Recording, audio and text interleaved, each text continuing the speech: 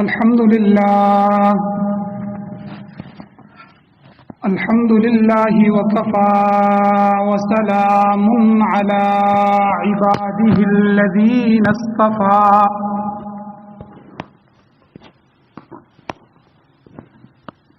أما بعد فأعوذ بالله من الشيطان الرجيم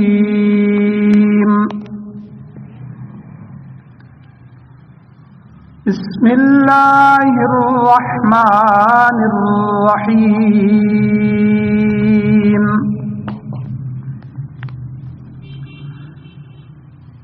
يا أيها الناس كلوا مما في الأرض حلالا طيبا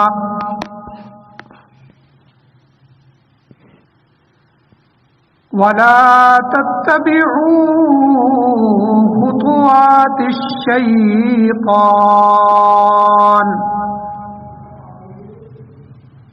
إنه لكم عدو مبين إنما يأمركم بالسوء والفحشاء وأن تقولوا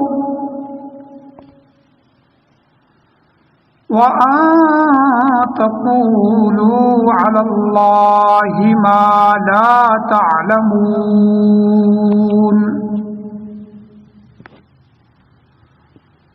وقال الله تبارك وتعالى في مقام آخر يا أيها الذين آمنوا كلوا من طيبات ما رزقناكم واشكروا لله إن كنتم إياه تعبدون إنما حرم عليكم الميتة والدم ولحم الخنزير وما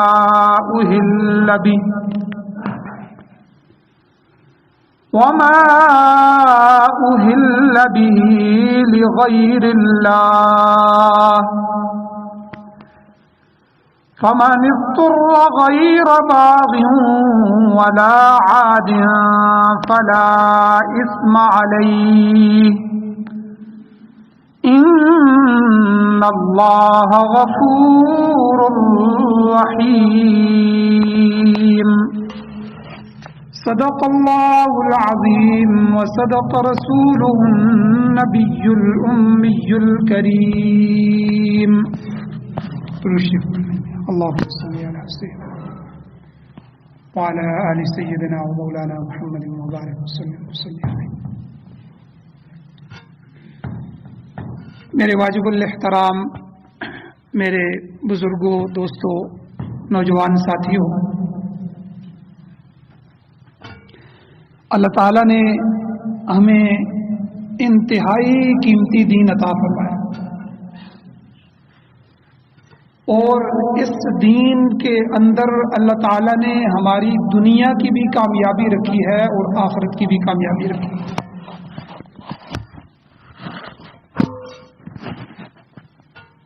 اسی مناسبت سے گزشتہ جمعہ اسلام نے، دین نے، شریعت نے جو ہمیں طہارت، پاکیزگی، نظافت، اس کے بارے میں جو آداب سکھلائے ہیں ان آداب کا تفصیلاً بیان ہوا اور 19 کے قریب آداب میں نے آپ کے سامنے بیان کیے تاکہ یہ سمجھ آ جائے کہ اسلام گندگی والا دین نہیں ہے. نہ اسلام کا کوئی عقیدہ گندا ہے، نہ اسلام کا مزاج گندگی کا ہے، بلکہ اسلام نفیس دین ہے، مطہر دین ہے، پاکیزہ دین ہے. تو جو اسلام میں آتا ہے تو وہ بھی پاکیزہ، مطہر اور پاک ہو جاتا ہے.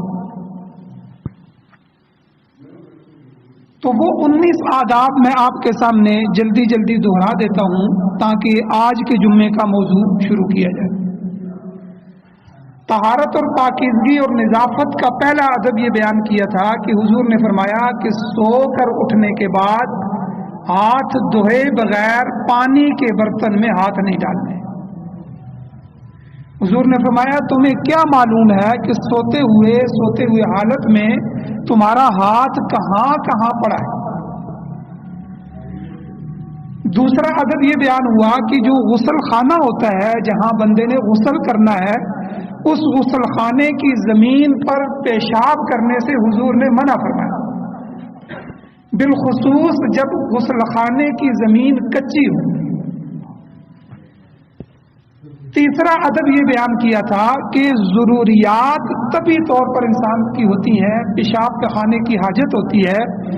ज़रूरियात से बंदा जब फारिग हो तो ज़रूरियात से फरागत के लिए न किबले रुख की तरफ बैठे या न ही किबले की तरफ पीठ करे, और इस्तंजे के लिए पानी का इस्तेमाल करे, ढीले का इस्तेमाल करे या पानी के साथ ही अच्छी तरह तहारत करे। और शरीयत ने हमें लीद से, गोबर से, हड्डी से, कोयले से या इस तरह की चीजों से इस्तंजा करने से मना फरमाया। चौथा अदब ये बयान हुआ था कि जब पेशाब खाने की जरूरत हो तो खाना सामने आ जाए, भूख भी लगी हो तो खाना खाने के लिए न बैठे बल्कि पहले फरागत कर ले तो उसके बाद खाना खाए। पांचवा अदब ये बयान हुआ था कि खाना वगैरह खाने के लिए दायां हाथ इस्तेमाल किया जाए, वुजू करने के लिए दायां हाथ इस्तेमाल किया जाए और इस्तंजा करने के लिए बायां हाथ इस्तेमाल किया जाए, नाक साफ करने के लिए बायां हाथ इस्तेमाल किया जाए। दायां हाथ और दायां पाँव अच्छे कामों के लिए, नेक कामों के लिए, पाकीज़ा कामों के लिए, पसंदीदा कामों के लिए इस्तेमाल किए। मस्जिद में दाखिल हो रहा है तो पहले दायां पाँव आगे रखें, अच्छा काम है मस्जिद में दाखिल हो। मस्जिद से निकल रहा है तो पहले बायां पाँव निकले कि हम अच्छा काम नहीं कर रहे, कि अल्लाह के घर से निकल रहे। इसी तरह बैतुल खला, लेटरीन जो है वो बुरी जगह है, हमने अपनी हाजत के लिए जाना है, जरूरी है वहां जाना, तो वहां जाते हुए पहले बायां पाँव, दुआ पढ़ के पहले बायां पाँव रखें। वहां से निकलना अच्छी चीज है तो इसलिए निकलते हुए पहले दायां पाँव बाहर रखें। तो दाएं पाँव को, दाएं हाथ को हर उस जगह इस्तेमाल करें जो पसंदीदा जगह, जो पसंदीदा काम है। और बाएं हाथ को, जिस तरह मैंने अभी बताया कि बाएं हाथ से जो है वो नाक साफ करे, बाएं हाथ से इस्तंजा करे, तो ये जितने काम हैं ये बाएं हाथ से करे। और इसी तरह छठा अदब ये बयान हुआ था कि जब पेशाब करना है तो नरम जगह में करें ताकि छींटे ना पड़े, और हमेशा बैठ कर पेशाब करना चाहिए, खड़े होके नहीं करना चाहिए। हाँ, अगर मजबूरी, माजूरी, लाचारी, बीमारी हो तो वो उज़र होता है तो बंदा उस हालत में खड़े होके भी कर सकता है। और सातवीं चीज, सातवां अदब ये बयान हुआ था कि नदी, नाले, नहर, घाट, आम रास्ते, दरख्त, ये जो जितनी भी जगह हैं, पब्लिकली मकाम जो होते हैं, अवामी मकाम होते हैं और सायादार दरख्त होते हैं, इन पर कज़ाए हाजत न की जाए ताकि दूसरे लोगों को तकलीफ ना हो। और आठवां अदब ये बयान हुआ था कि जब पखाने के लिए जाना हो तो जूता पहन के जाए, बगैर जूते के न जाए, सर पर टोपी पहन के जाए, सर को ढांप के जाए। और बुखारी मुस्लिम के हवाले से बैतुल खला में दाखिल होने की भी दुआ अर्ज की थी, और इसी तरह तिरमिज़ी शरीफ की, निसाई इब्न माजा की मुनासबत से बैतुल खला से निकलने की दुआ भी अर्ज की थी। इसी तरह नौवां अदब ये बयान किया था कि नाक साफ करने में या बलगम थूकने में एहतियात के साथ गुलदान वगैरह इस्तेमाल किए जाए या लोगों की निगाह से बचकर इस जरूरत को पूरा किया जाए। और इसी तरह 10वां अदब ये था कि बार बार नाक में उंगली डालना, नाक की गंदगी निकालना, नाक को साफ करना, ये अच्छी चीज नहीं होती, इससे लोग कराहत करते हैं। तो ये मजलिस में या लोगों के सामने ये न किया जाए, चूंकि ये ज़रूरत है हमारी सफाई की, इसलिए इसमें भी लोगों की निगाह से बचकर अच्छी तरह इत्मीनान के साथ इनको साफ किया जाए। और 11वां अदब जो इस्लाम ने सिखाया है कि रुमाल में बलगम वगैरह थूक कर मलने से सख्ती से मना किया गया। ये घिनौनी हरकत है। हाँ, इल्ला ये कि मजबूरी है कि कहीं ऐसी जगह फंसा हुआ है, कोई और रास्ता नहीं है, तो उसमें मजबूरी है, वरना इस हालत को न किया जाए।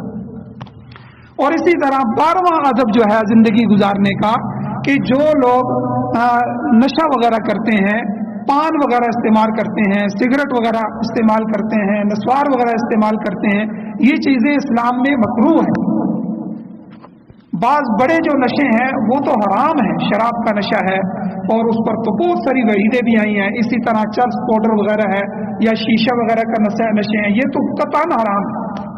लेकिन बाज़ नशे जो हैं जो मकरूह तहरीमी में आते हैं, कराहत में आते हैं, तो इस तरह भी अगर कोई बंदा उस हालत में हो, पान वगैरह मुंह में पड़ी हो, तो जो है उसमें मुखातब के साथ बातें न करें, छींटें पड़ेंगी, उससे उसको कराहत होगी।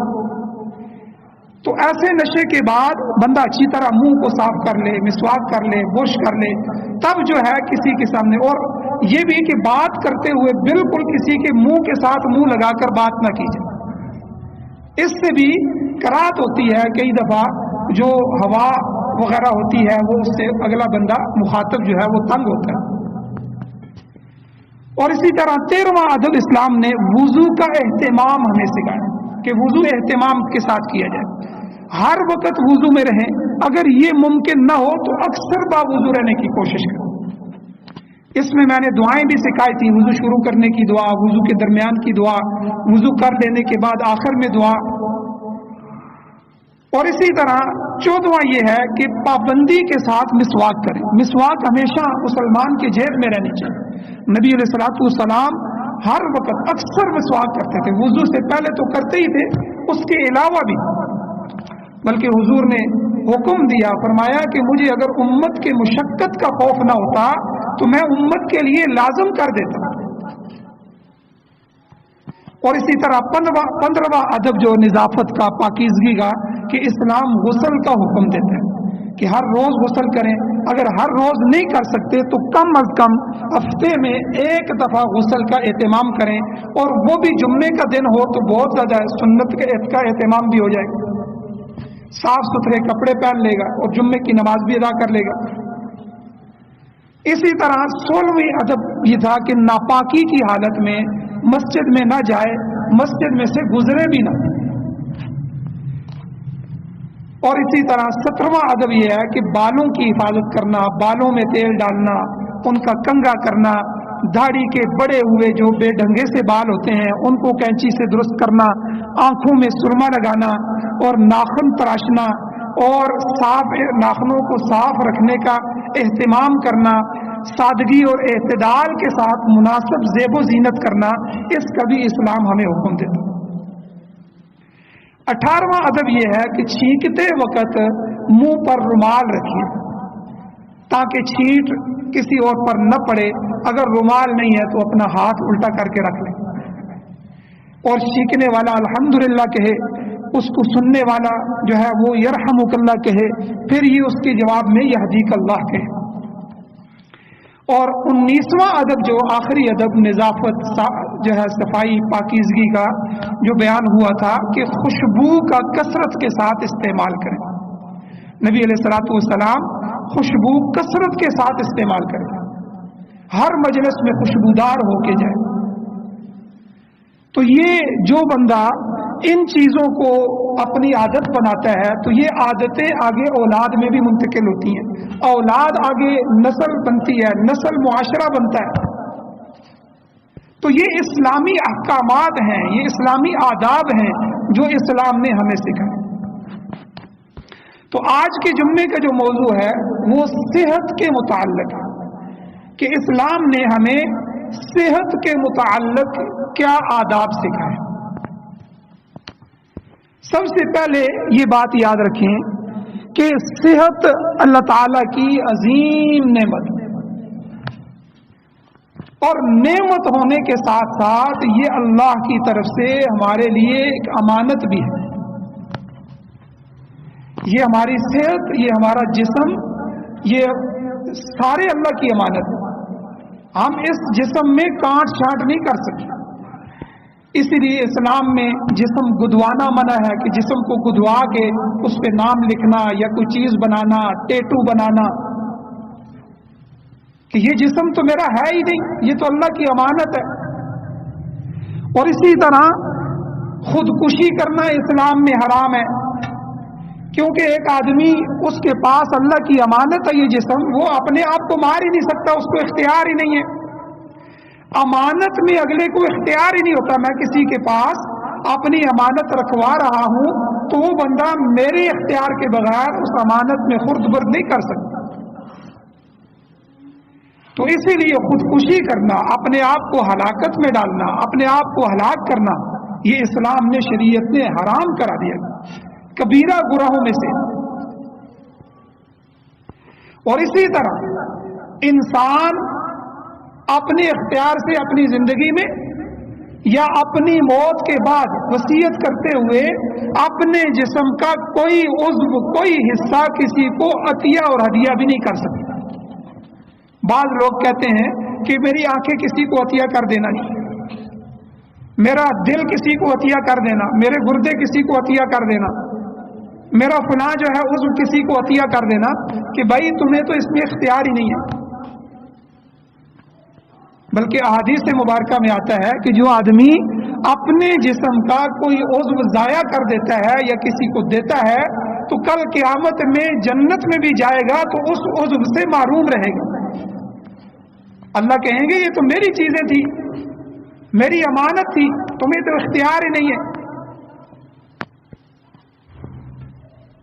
ہاں، خون کے متعلق علماء نے یہ فتویٰ دیا ہے کہ بعض دفعہ حادثے ہوتے ہیں، خون ضائع ہوتا ہے، بعض مریضوں کو ایمرجنسی ضرورت ہوتی ہے تو خون دوبارہ بنتا بھی رہتا ہے.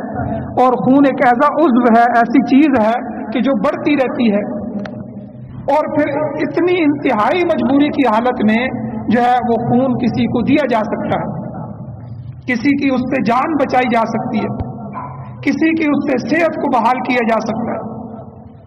ورنہ اس کے علاوہ باقی کسی عضو کو چھیڑنے چھاڑنے کی بھی ہمیں اجازت ہے.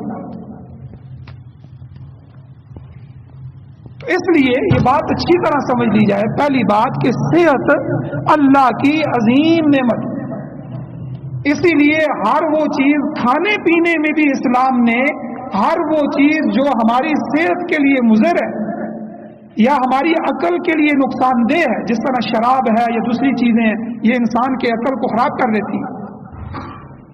آدمی ٹھیک ٹھاک ہوتا ہے لیکن شراب کے نشے میں گالی گلوچ پہ اتر آتا ہے، جھگڑوں پہ اتر آتا ہے، بدتمیزی پہ اتر آتا ہے. تو اسلام نے ہر اس چیز سے کہ جو ہمارے جسم کے لیے نقصان دہ ہے اس کو حرام قرار دیا، اس کو ہمارے لیے ناجائز قرار دیا.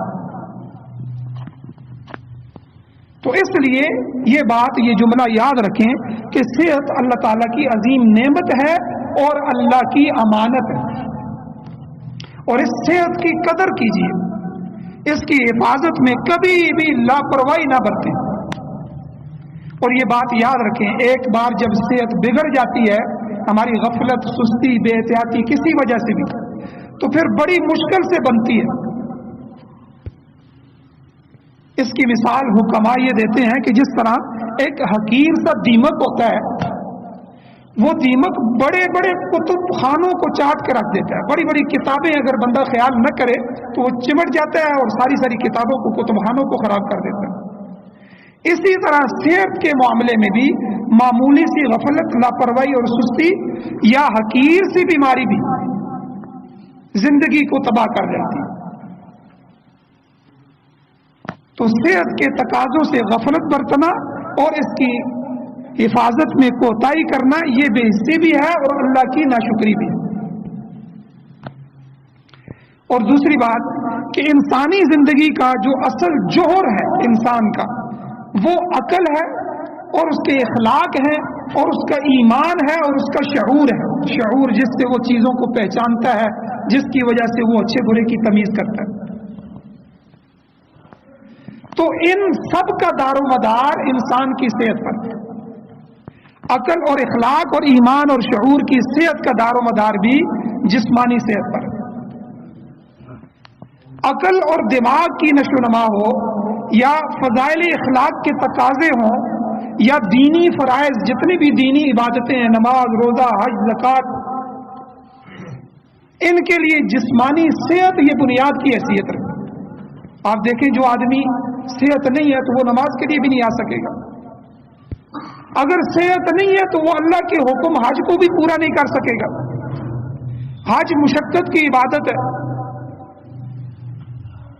تو ان ساری چیزوں کا دار و مدار انسان کی صحت پر۔ کمزور اور مریض جسم جس کا ہوتا ہے اس میں عقل اور دماغ بھی کمزور ہوتے ہیں۔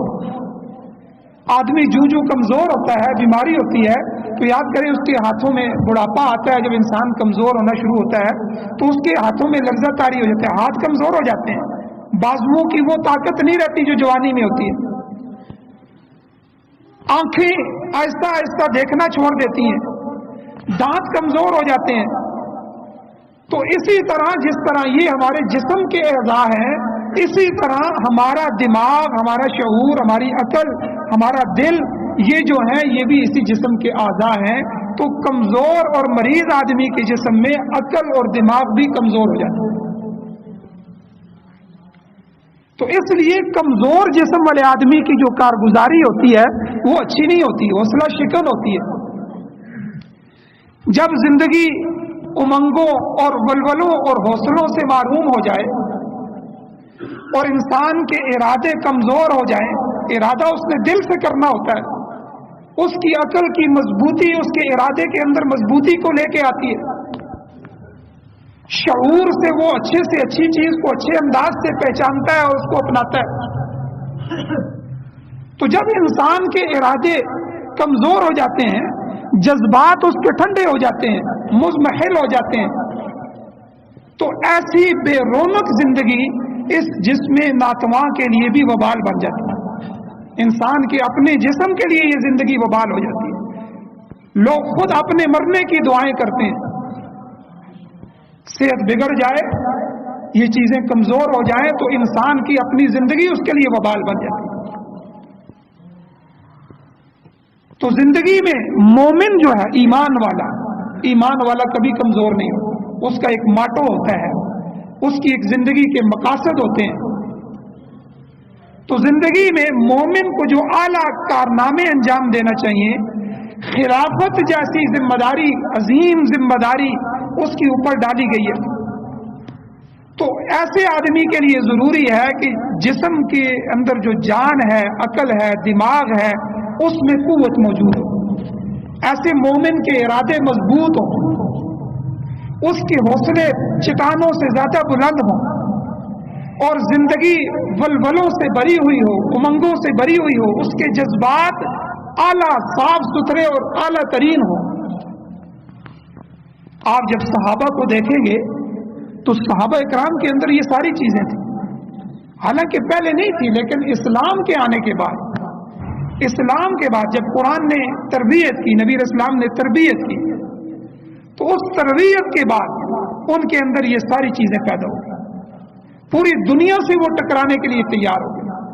نبی علیہ الصلوۃ والسلام کی ایک سنت کی قدر و قیمت اور اہمیت، شریعت کے ایک حکم کی اہمیت اتنی زیادہ ہو گئی کہ اپنی جان تو جا سکتی ہے لیکن نبی کا یہ حکم خراب نہیں ہو سکتا، یہ نہیں چھوٹ سکتا۔ تو یہ ارادے، یہ حوصلے، یہ ولولے، یہ امنگیں، یہ انسان کی صحت پر موجود ہے۔ تو اس لیے سب سے پہلی بات جو میں نے آپ کے سامنے رکھی کہ یہ اللہ کی نعمت ہے، صحت اللہ تعالیٰ کی طرف سے امانت بھی ہے، تو ہم نے اس نعمت کی ناشکری نہیں کرنی، اس نعمت کی قدر کرنی ہے اور اس امانت کی حفاظت بھی کرنی ہے۔ دوسرے نمبر پر شریعت نے جو اصول اور ضابطہ صحت کے آداب میں سے ہمیں دیا ہے کہ ہمیشہ خوش و خرم رہیں، حشاش بشاش رہیں، چاق و چوبند رہیں،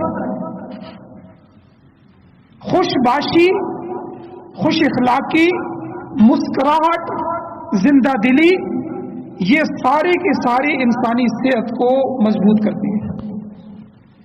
یہ جتنے ہارٹ اٹیک ہوتے ہیں نا کہ ایک نقصان ہوا تو انسان اتنا پریشان ہو گیا کہ فوراً اس کے دل پہ اثر ہوا اور دل پھٹ گیا. تو اس لیے زندگی کو آراستہ رکھنے کے لیے، زندگی کو صحت مند بنانے کے لیے، زندگی کو پرکشش بنانے کے لیے اسلام نے ہمیں یہ اصول دیے ہیں. کیا فرمایا حضور نے کہ جب دو مسلمان آپس میں ملیں تو خندہ پیشانی سے ملیں، ہنستے ہوئے ملیں، مسکراتے ہوئے ملیں.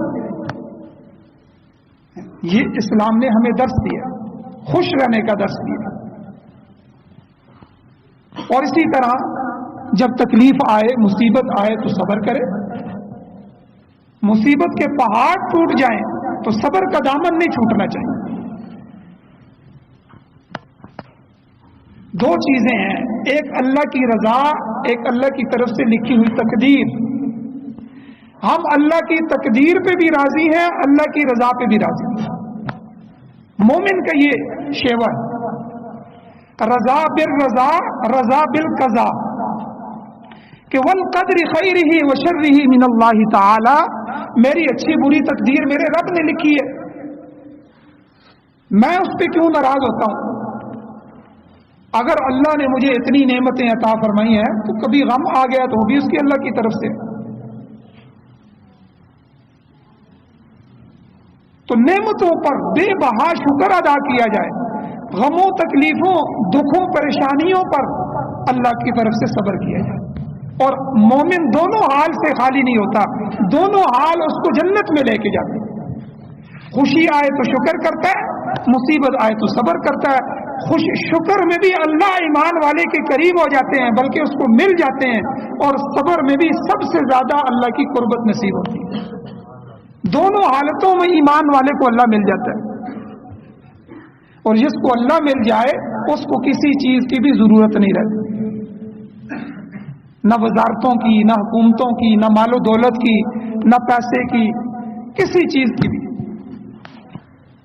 محمود اور ایاز کے قصے بڑے مشہور ہیں. تو محمود بادشاہ تھے، ایاز ان کے وزیر تھے. ایک دفعہ مجلس لگی ہوئی تھی، سارے وزراء بیٹھے ہوئے تھے، تو بادشاہ کے جو دربار ہوتا ہے اس میں بڑی قیمتی چیزیں ہوتی ہیں، اس کے صوفے بھی بڑے قیمتی ہوتے ہیں، اس کی قالینیں بڑی قیمتی ہوتی ہیں. اس وقت کے بادشاہ جو ہوتے تھے وہ زر و جواہرات لگاتے تھے، ہر چیز ان کے فانوس بھی ہیرے سے بنے ہوئے ہیں، فلاں جواہرات لگے ہوئے ہیں، ان کی گھڑیاں بھی اسی طرح ہیں، ہر چیز ان کی اسی طرح ہوتی ہے، قیمتی دربار ہوتا ہے. تو ایک دفعہ بادشاہ نے اپنے وزراء کو آزمایا. اس نے اعلان کیا کہ بھائی میرے جتنے وزیر یہاں بیٹھے ہیں ان کے لیے یہ اجازت ہے کہ میرے دربار میں سے جو کچھ چیز وہ پسند کرنا چاہتے ہیں لے لیں، وہ ان کی ہے. اب سارے وزیر اٹھے، کوئی صوفے لے رہا ہے، کوئی قالین اٹھا رہا ہے، کوئی کیا کر رہا ہے، کوئی کیا کر رہا ہے. تو جو محمود کا وزیر خاص تھے ایاز، باقی وزیر بھی اس سے جلتے تھے کہ بھئی ہر وقت محمود جو ہے ایاز کو اپنے پاس رکھتا ہے، ہر وقت ان سے مشورہ لیتا ہے، ہر وقت ان کو زیادہ قریب کرتا ہے. تو ایاز وہیں کھڑا ہے بادشاہ کے پاس.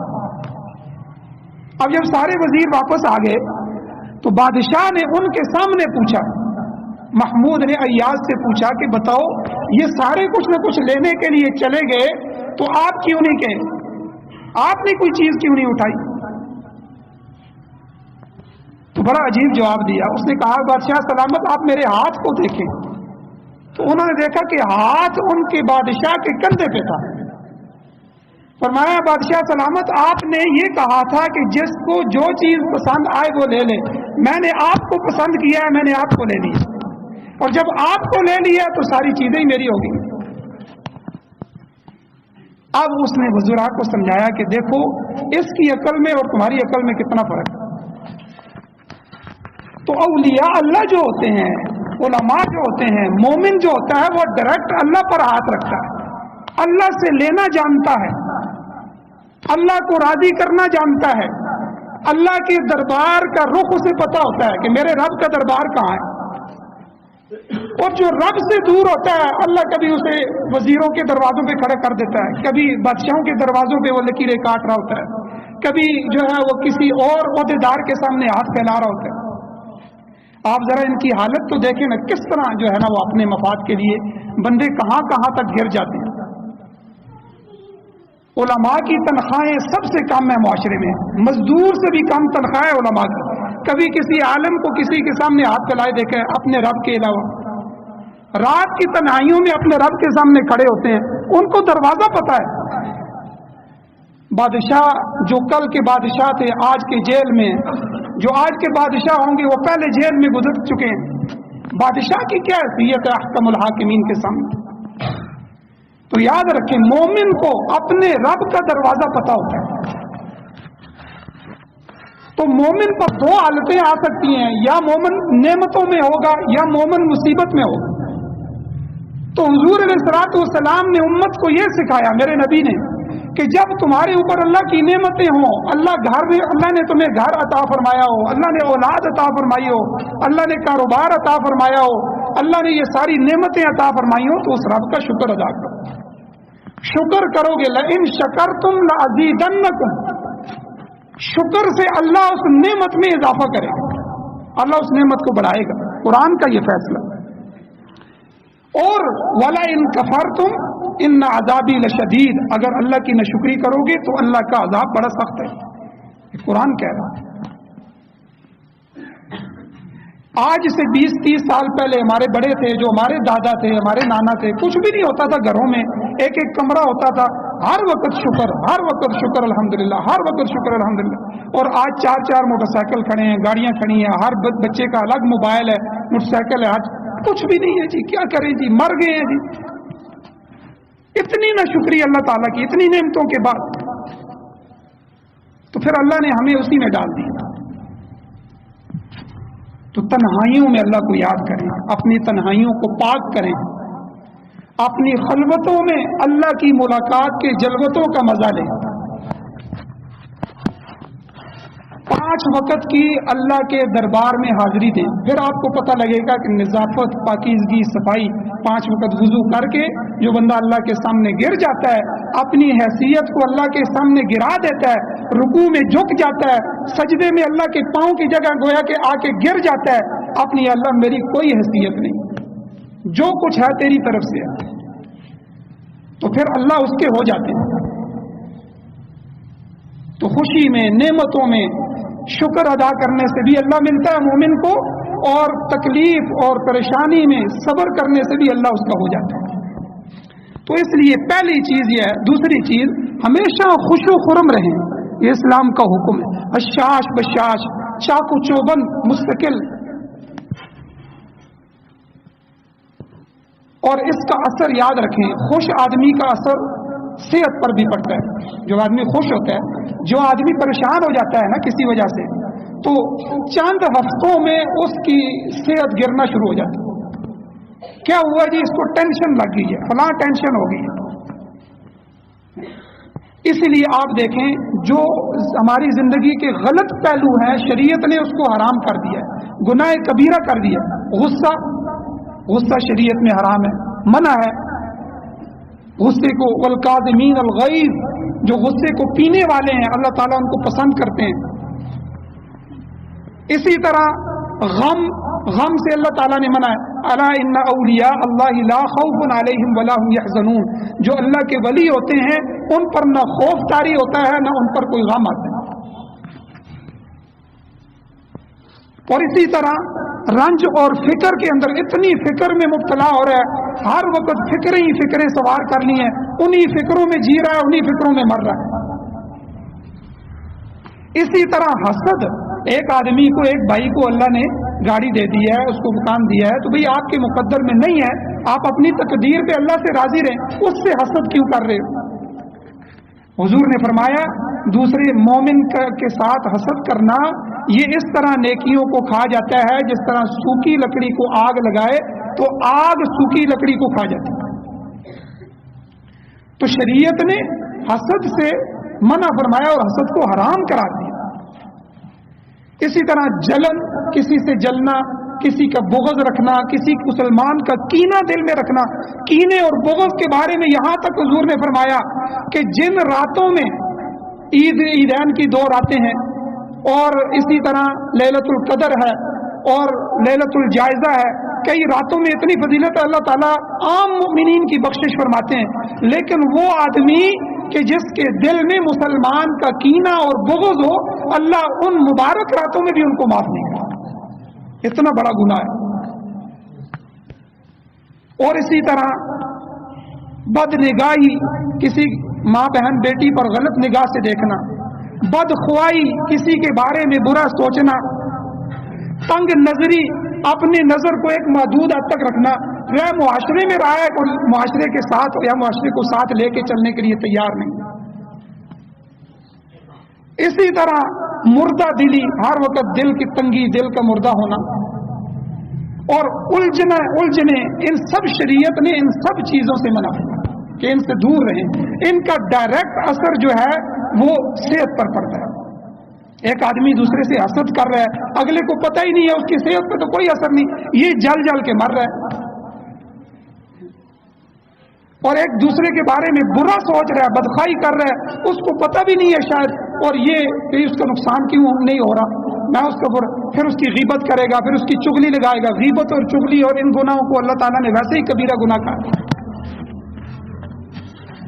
تو ان چیزوں سے بھی اسلام نے بچنے کا حکم دیا ہے. نبی علیہ الصلوۃ والسلام کی ایک حدیث مبارکہ ہے، مشکات شریف کی حدیث ہے. نبی صلی اللہ علیہ وسلم نے فرمایا، 3 چیزیں فرمائی. فرمایا سیدھے سادے رہو، میانہ روی اختیار کرو، حشاش بشاش رہو. یہ 3 ہدایات حضور نے دی کہ سیدھے سادے رہو. بھائی اپنے پیسے دیکھو، اپنی تنخواہ دیکھو، اس کے مطابق اپنے فیصلے کرو، کسی دوسرے کو دیکھ کے فیصلے نہ کرو، اپنی زندگی کو سیدھا سادہ گزارو. میانہ روی اختیار کرو، مال ملا ہے تب بھی، نہیں ملا تب بھی درمیانی چال چلو. اب حلال مال کمانے کا حکم ہے، لیکن حلال مال کو بھی فضول خرچی کرنے سے منع کیا. آپ دیکھیں، حلال کماؤ، اب حلال زیادہ مل گیا تو فضول خرچی بھی نہ کرو، درمیانی چال چلو، جہاں ضرورت ہو وہ ضرورت کی چیز خریدو. اور اسی طرح ایک بار نبی علیہ الصلوۃ والسلام نے ایک بوڑھے شخص کو دیکھا کہ وہ اپنے 2 بیٹوں کا سہارا لے کے جو ہے ان کے سہارے پر بیچ میں سے گھسٹتے ہوئے جا رہا ہے. تو آپ علیہ السلام نے روک لیا، بھائی رکو، اس بوڑھے کو کیا ہو گیا، اس آدمی کو کیا ہو گیا؟ تو لوگوں نے بتایا کہ حضور اس نے نظر مانی تھی کہ میں بیت اللہ تک پیدل چل کے جاؤں. تو نبی علیہ الصلوۃ والسلام نے ارشاد فرمایا کہ خدا اس سے بے نیاز ہے کہ وہ بوڑھا خود اپنے آپ کو عذاب میں مبتلا کر رہا ہے. اور اس بوڑھے کو حضور نے حکم دیا، سوار ہو جاؤ، سوار ہو کے جاؤ اور اپنا سفر پورا کرو. بھئی اپنی صحت کو کیوں خراب کرتے، ایسی منت کیوں مانتے ہو کہ جو پوری نہ کر سکتے؟